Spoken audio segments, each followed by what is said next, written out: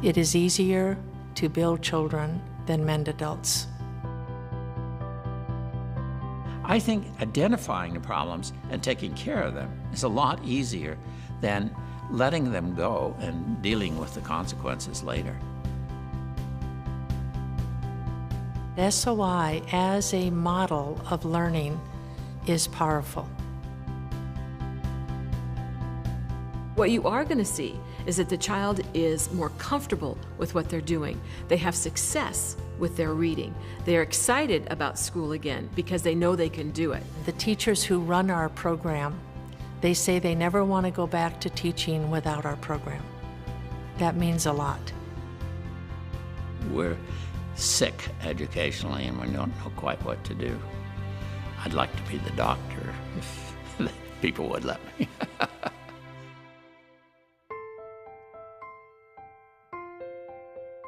SOI is based on the Structure of Intellect, which was developed during World War II.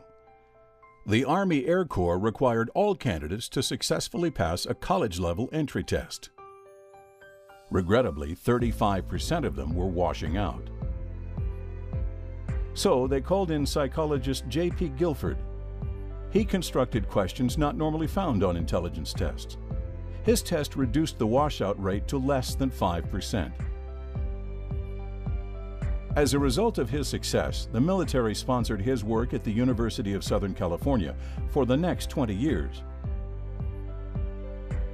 In 1965, Dr. Mary Meeker, a student of Guilford and a professor at the University of Southern California, researched Guilford's theory of the functions of human intelligence and soon came up with her own groundbreaking application. She augmented what his research did, his whole theory, in a very important way, because all he was doing was measuring intelligence. And what she said is, you can teach these abilities. Now that's quite different. Dr. Meeker's love of education led her toward new ways of looking at intelligence in children. She soon founded SOI, which identified how human intelligence relates to the demands of learning. Dr. Robert Meeker partnered with Mary in 1965, continuing the development of SOI. His design efforts concentrated on computer programs for SOI test analysis, reading programs, and workbook modules.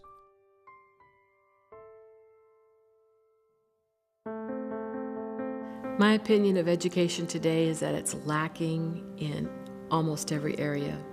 And I do not blame teachers for that. I do not blame curriculum for that. By the time you end up with a high school student who is not successful, you really have to stop blaming that the failure has been with teaching. There's no way they would have encountered poor teaching through all those grades. After a while, education dropped out in favor of test scores.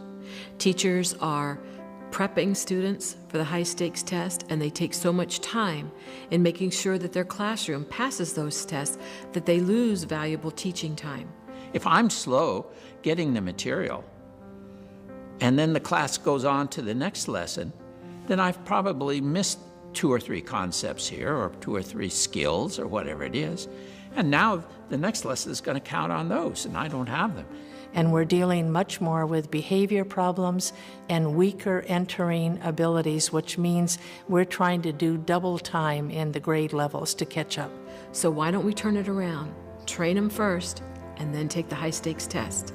And I think if Congress, states, superintendents, whoever comes up with all of these things that need to be tested, if they would stop those first, get back to the basics for all educators and all kids, the kids would have a chance.